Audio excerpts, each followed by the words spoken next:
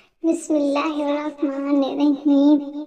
بعض اوقات خاموشی کسی کو یہ بتانے کا بہترین طریقہ ہے کہ اس سے غلط کہا ہے۔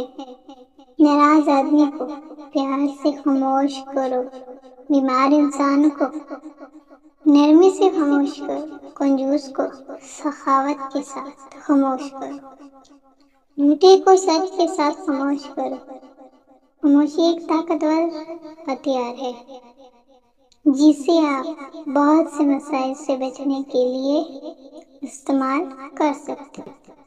احمق اپنی بات سے اور عقلمند اپنی خاموشی سے پہچانا جاتا ہے۔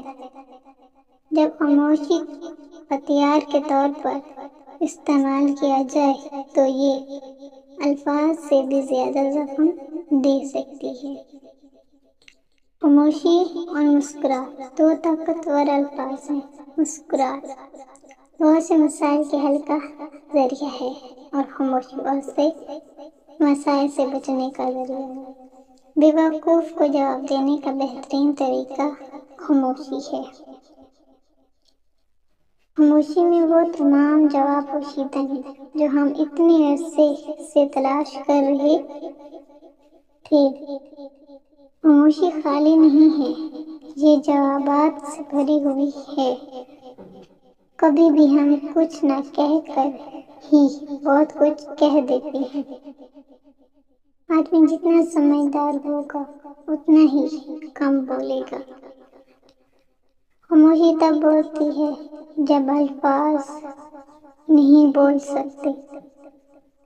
آپ جتنے خاموش ہوں گے اتنے ہی آپ بہتر سن سکیں گے۔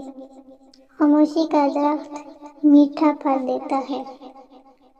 کبھی بھی خاموشی بہترین جواب ہوتا ہے۔